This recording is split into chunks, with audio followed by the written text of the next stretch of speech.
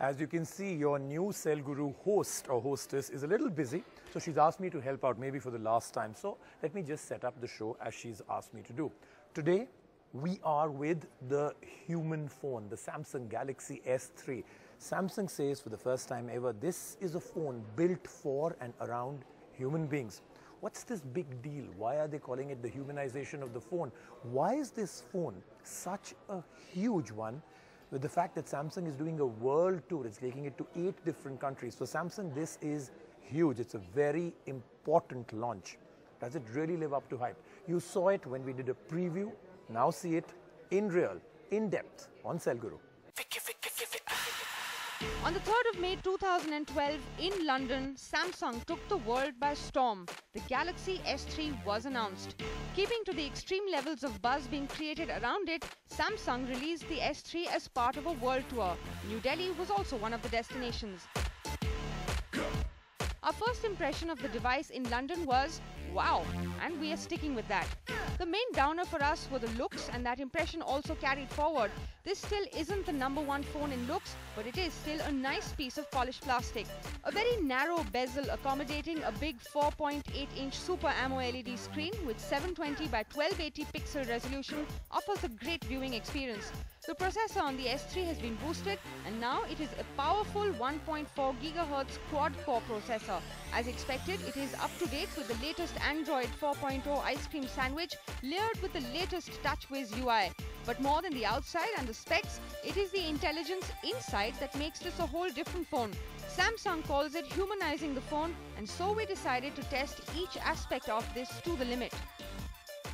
Once you enable the Smart Stay function, it utilizes the front-facing camera, which uses eye detection to ensure that the screen does not dim as long as you're looking at it, and it turns off when you're not. Does this feature work as good as it sounds? I love reading books, so when I read book in any other phone or even in my tab, I have to touch the screen again and again. But with Smart Stay, that problem is solved. It's only handy for people who read a lot on the phone. If you don't read a lot, then it won't be very handy, and plus, it could create battery life issues. Samsung's answer to Siri, the S Voice, a natural voice recognition activated control. When we tried it, it did take some time to recognize the accent, and not all commands were gracefully accepted. Is the voice assistant the future feature on every phone? Wake me up at 8 a.m. Alright, this is your alarm for 20. Should I save it? I think in the next generation or two of smartphones, we could finally see voice recognition being an effective means of input. I don't think S-Voice is that great, really. It's not as great as Siri. Smart Alert will vibrate and display any missed calls or notifications when you pick up the phone. Alert features have been around, but this one takes it to a whole new level. Is it a game changer? It's just an iterative feature. It's a software enhancement. Nothing big out here. It's just another frills that you have added to the phone, to make it more snappy. This one's pretty smart. It automatically dials the number of the person whose contact information is on screen, or even someone who you're messaging as soon as you lift the phone to your ear. And it works. It's a nice and handy thing to have in your phone. Not really a feature I would use much because I mean, if I'm messaging someone, I'm messaging someone. I don't think I'm going to suddenly change my mind and decide to pick up the phone and call them. This is one of our favorites. It's fun to watch videos in a pop-up multi-screen while simultaneously going through apps. This is the first time we've seen multitasking in multi-windows. Brilliant. Pop-up play is really something cool that Samsung came out with. It's unique. So yeah, I think others will adopt it too, and I would surely love to use it. Probably expand it beyond video, maybe like hook into your games or other applications so that you can have split screen view on your phone, considering how big the screen sizes actually are right now. Samsung has stuck to an 8-megapixel camera on the phone, but this clicking machine does have a few new tricks up its sleeve. The best shot mode takes continuous shots at a rate of 6 frames per second, and from that the camera will pick the perfect shot based on smile detection, blink detection, contrast and blurring. With the smart camera, you can click pictures while recording a 1080p video. There is a 1.9 MP front camera too. It's a good innovation, where it helps you manage your pictures, take good pictures and, collate them nicely.